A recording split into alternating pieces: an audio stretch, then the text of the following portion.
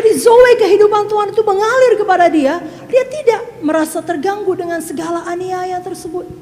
Tapi sayangnya, seringkali di dalam kehidupan ini kita mengalami pergumulan dan persoalan yang besar. Dan kita tidak punya firman. Sehingga tidak ada yang bisa dihidupkan Roh Kudus.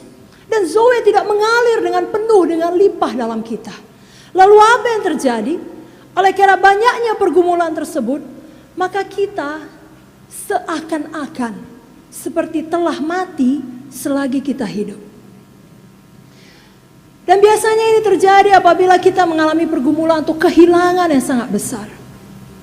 Banyak anak-anak Tuhan bahkan, kalau baru kehilangan orang yang mereka cintai, orang yang mereka kasihi, katakanlah pasangan, suami meninggal dunia, maka istri yang ditinggalkan.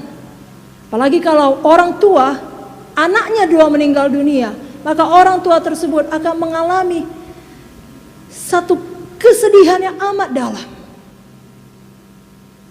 Yang kalau tidak hati-hati, maka masa grief, masa berkabung menjadi lebih panjang dari seharusnya. Tentulah ada masa untuk berkabung. Pengkhotbah mengatakan demikian. Amin saudara. Tapi kalau 5 tahun berlalu, 10 tahun berlalu masih berkabung, maka seharusnya tidak perlu demikian. Izinkan zoe mengalir. Izinkan Roh Kudus mengalir. Izinkan firman mengalirkan kuasanya. Dihidupkan oleh firman. Amin saudara. Sehingga hidup kita tidak lagi hambar. Doa kita dan ibadah kita tidak kehilangan api, tidak kehilangan semangat. Tapi kita menantikan hari Minggu tiba. Kita menantikan, kita beribadah dengan sukacita, penuh dengan api Tuhan. Nah, ini dapat terjadi apabila kita sebagai anak Tuhan menyadari sungguh-sungguh kita tidak perlu hidup kalah. Kita punya firman, kita punya Roh Kudus, kita punya zoe. Dan Tuhan Yesus sendiri tentu tidak mau hidup kita di dunia ini, apalagi ibadah kita kepadanya, menjadi hambar, lesu, lunglai, letoy, loyo, lemah. Tidak mau dia. Dia tidak mati di kayu salib Golgota supaya kita punya hidup yang menyedihkan. Dia mati menebus dosa kita supaya kita domba-dombanya mempunyai zoe di dalam segala kelimpahan. Haleluya. Lebih semangat lagi katakan haleluya. Tepuk tangan bagi Yesus. Tuhan mau kita menyala-nyala di dalam Dia. Di dalam buku Imamat 6 ayat 13 dikatakan, harus dijaga supaya api tetap menyala di atas mezbah. Janganlah dibiarkan padam. Sekali lagi saya bacakan Imamat pasalnya yang ke-6 ayatnya yang ke-13. Harus dijaga supaya api tetap menyala di atas mezbah. Janganlah dibiarkan padam. Jangan padam semangat saudara. Jangan padam api Tuhan di dalam saudara. Masih ingat lagu kita tadi? Biarlah rohmu menyala-nyala dan layanilah Tuhan. Mari kita nyanyikan. Biarlah rohmu menyala-nyala dan layanilah Tuhan. Katakan pada kiri kanan. Biarlah rohmu menyala-nyala dan layanilah Tuhan. Biarlah rohmu menyala-nyala dan layanilah Tuhan. Lagi.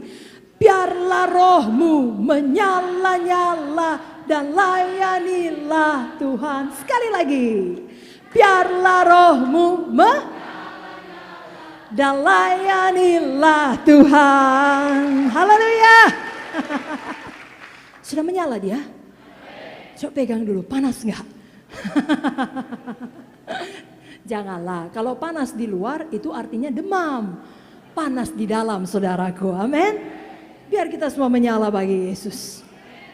Jadi tubuh kita ini adalah persembahan yang hidup bagi Tuhan. Kalau tubuh kita ini sudah tidak semangat lagi, itu bukan persembahan yang diinginkan Tuhan. Jadi jangan sampai kita kehilangan api semangat daripada Tuhan. Dalam buku Roma 12 ayat yang pertama dituliskan, Roma 12 ayat 1 saya bacakan kepada Bapak Ibu Saudara. Karena itu saudara-saudara, demi kemurahan Allah, aku menasehatkan kamu supaya kamu mempersembahkan tubuhmu sebagai persembahan yang hidup. Hidup yang benar-benar hidup. Amin. Katakan, saya persembahan yang hidup. Lebih kuat lagi, saya persembahan yang hidup. Yang kudus, yang berkenan kepada Tuhan. Amin. Ya, itu adalah ibadah kita yang sejati. Jadi jangan mau menjalani hidup tanpa semangat. Hidup tanpa pengharapan. Hidup tanpa sukacita. Jangan mau. Jaga api itu menyala. Kita pasti bisa menang. Oleh karena itu jangan padamkan api. Jaga semangat kita tetap menyala. Jaga kasih kita tetap menyala. Jaga harapan kita tetap menyala. Visi kita untuk masa depan yang baik tetap menyala. Iman kita tetap menyala. Firman Tuhan tetap menyala. Amin saudaraku. Karena pekerjaan setan adalah mau mematikan itu dari hidup kita. Dia mau mematikan api Tuhan, semangat kita dari hidup, daripada kehidupan kita. Setan mau, ya oke, kamu sudah kenal Yesus, kamu percaya Dia juru selamat. Bagaimanapun kalau mati masuk surga. Tapi selama kamu hidup di dunia, aku akan usahakan kamu menjalaninya dengan sedih, dengan tertekan, dengan suntuk, sampai tidak sanggup lagi tersenyum. Sampai pikiranmu begitu mumet dan stres, tidak sanggup lagi melihat kebaikan Tuhan dalam hidupmu.